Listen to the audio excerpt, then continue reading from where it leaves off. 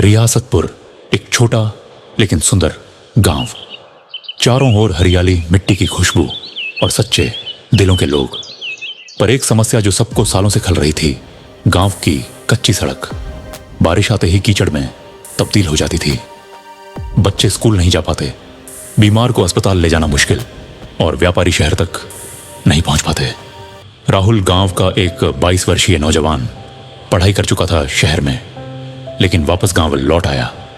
उसके पिता किसान थे और मां गृहिणी। गांव के हालात देखकर राहुल का दिल दुखता था। राहुल ने पंचायत में जाकर आवाज उठाई, हमें पक्की सड़क चाहिए। बच्चों का भविष्य, गांव की अर्थव्यवस्था, सब कुछ इस एक सड़क पर निर्भर है। पर पंचायत के सरपंच धर्मपाल चौधरी ने टाल दिया। बेटा, बड़े बड़े वादे बहुत लोग कर चुके, सरकारी फाइलें धूल खा रही हैं, तू भी थक जाएगा। राहुल ने हार नहीं मानी। वह गांव गांव जाकर लोगों से मिला, सबकी तकलीफें सुनी और एक जन आंदोलन की शुरुआत की। हर रविवार को गांव वाले एक साथ जमा होते और रोड के लिए सफाई अभियान, पोस्टर अभियान, नारेबाजी करते। हमारा हक, पक्की सड़क। एक रात राहुल को एक गुमनाम चिट्ठी मिली, अगर तूने ये आंदोलन बंद नहीं किया तो अंजाम बुरा होगा। रियासतपुर जैसा है वैसा ही रहने दे। राहुल घबरा गया लेकिन चुप नहीं बैठा। कुछ दिनों बाद गांव के साहूकार भैरोलाल ने खुलकर विरोध करना शुरू किया। असल में उसकी ट्रैक्टर कंपनी गड्ढों वाली सड़क में ज्यादा मुनाफा कमा रही थी। अगर सड़क बन गई तो उसका धंधा ठप हो जाता। भैरोलाल ने लोगों में डर फैलाया, अगर सड़क बनी तो शहर के लोग आकर जमीन खरीद लेंगे, गांव बिक जाएगा। कई लोग डर गए, आंदोलन कमजोर पड़ने लगा।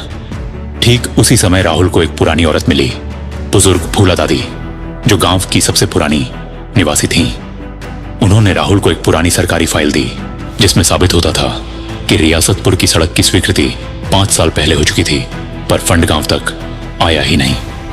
राहुल ने फाइल की कॉपी निकालकर मीडिया, सोशल मीडिया और जिला कलेक्टर को भेजी। सोशल मीडिया पर ट्रेजर्ड रियासतपुर की सदाक ट्रेंड करने लगा। शहर के छात्र, पत्रकार और यहां तक कि एक लोकप्रिय युवा नेता अदिति वर्मा ने राहुल का समर्थन किया। अदिति खुद गांव आई और एक विशाल जनसभा हुई। जिला प्रशासन हरकत में आया। भैरोलाल और कुछ पंचायत सदस्यों की जांच शुरू हुई।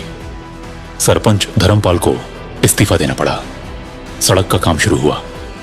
गांव के युवा और बुजुर्ग सबने मिलकर काम में मदद की। बारिश की एक रात जब काम रुकने वाला था, राहुल खुद ट्रैक्टर चलाकर कीचड़ हटाने लगा। उसके जज्बे को देख गांव वालों की आंखें नम हो गईं। सड़क बनते ही स्कूल की हाजिरी बढ़ी, व्यापार बढ़ा और लोग अब शहर तक आसानी से आ जा सके। राहुल को जिला प्रशासन ने ग्राम गौरव सम्मान से नवाजा, पर राहुल ने मंच पर सिर्फ इतना कहा, यह मेरी नहीं, रियासतपुर की जीत है। जब एक साथ चलोगे तो कोई रास्ता मुश्किल नहीं। कहानी के अंत में फूला दादी ने राहुल से एक और राज साझा किया। बेटा, जो सरकारी फाइल तुझे दी थी वो कभी मुझे भी मिली थी, लेकिन हिम्मत नहीं कर पाई। तूने जो किया उससे मेरे दिल का बोझ उतर गया। राहुल मुस्कुराया। उसे समझ आ गया था कि रास्ते सिर्फ पत्थर से नहीं, हिम्मत और एकता से बनते हैं।